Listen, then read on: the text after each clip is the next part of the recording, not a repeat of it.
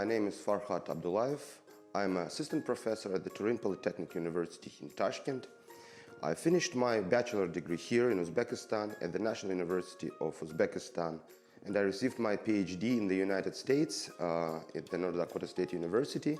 I will be teaching you mathematics here. So my area of research specifically is applied mathematics.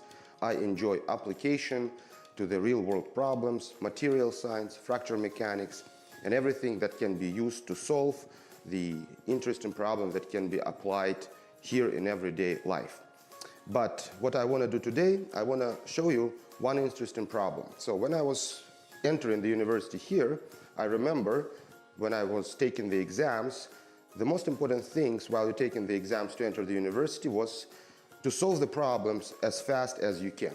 And so the most important things in this type of problems is not to be direct and try to solve the problem directly as you see it, but try to use some interesting mathematical trick to simplify this problem and save your time. And so I start with something I remember when I was entering the university myself.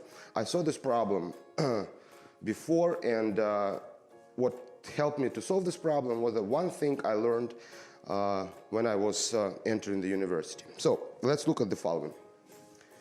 We have the following.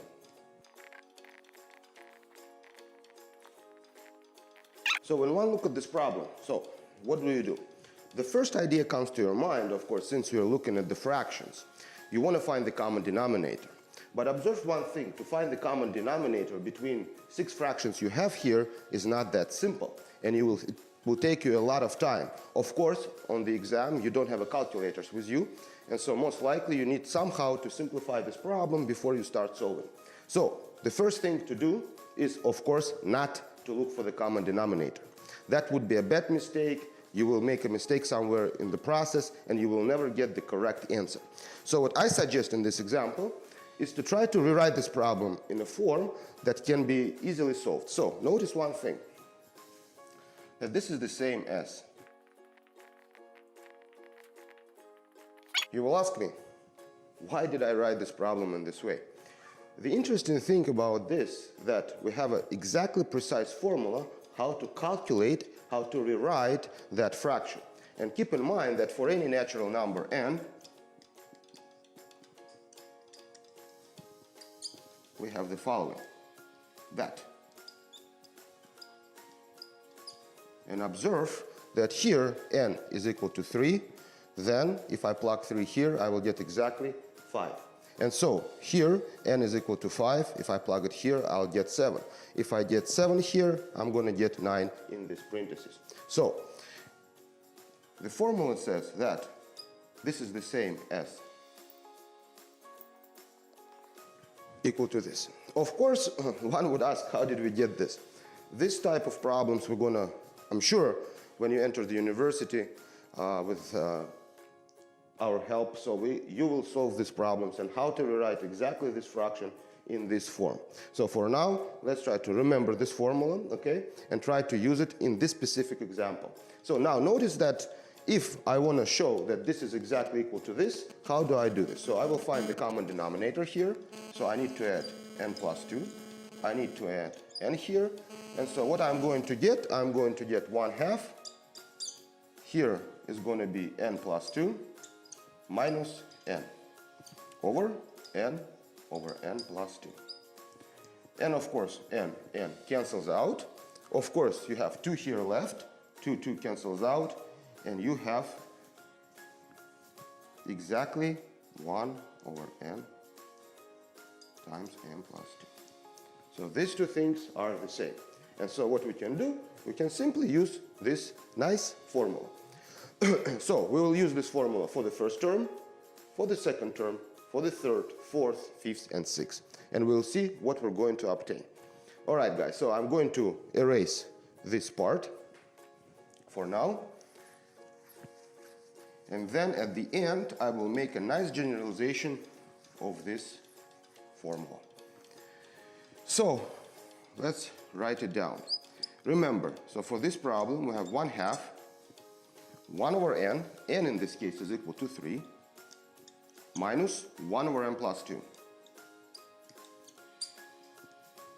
So we obtain this nice expression for the first fraction. What would be in the second fraction? The same story. It's going to be 1/2, 1/5 minus 1/7 plus. Same goes here.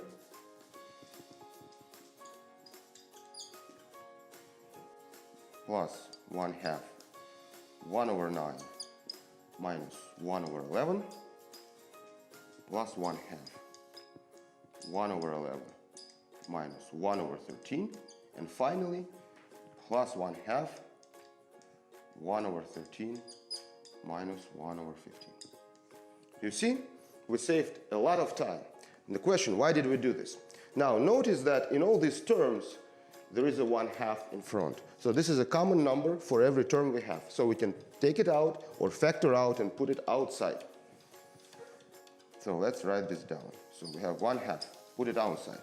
So in this parenthesis we have 1/3 minus 1/5.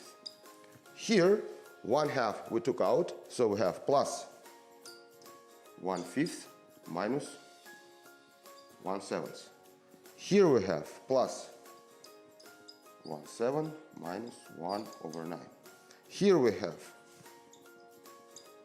and I'm sure you already see the pattern here, plus 1/11 minus 1/13, and finally plus 1/13 minus 1/15.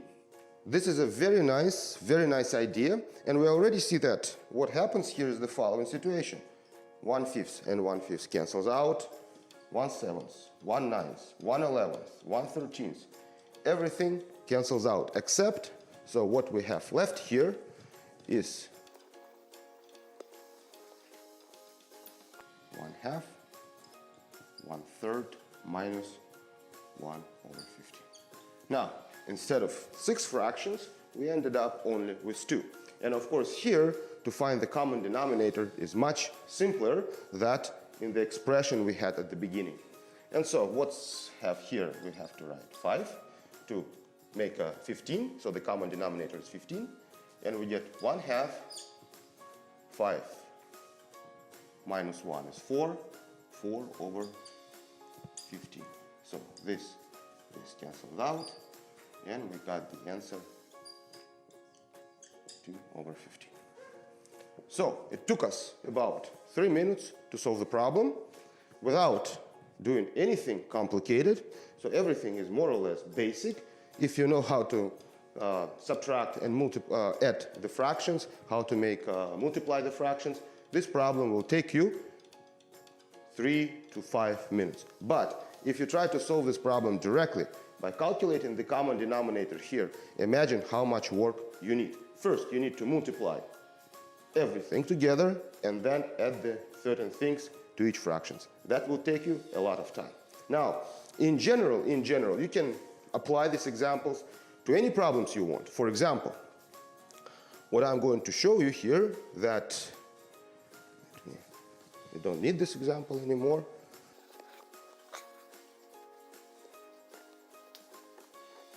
That in general, if I have, for example, something of that type, 1/n times n plus 1, with the same idea, this can be written as 1/n minus 1/n plus 1. We already saw the formula for the n plus 2, for the n plus 3,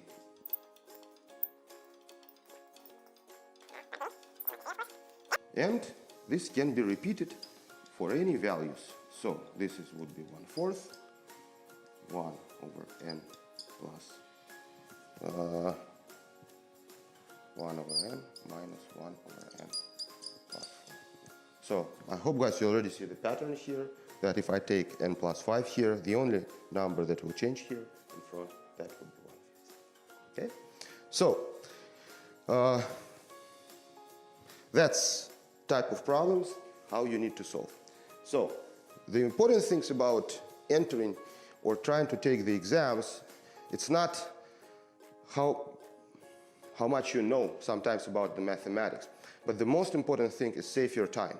And so what we're going to do here with you guys, so we're going to teach you some interesting ideas in mathematics, some nice interpretation of the different examples, so that at the end, when you try to enter any university, you will save a lot of time by knowing some small tricks about every different type of examples. Okay? So that's our goal here in the Lanex Center. So we're going to do our best to make sure that at the end, when you finish here with us, you will enter the university. Okay? Thank you very much. Bye-bye.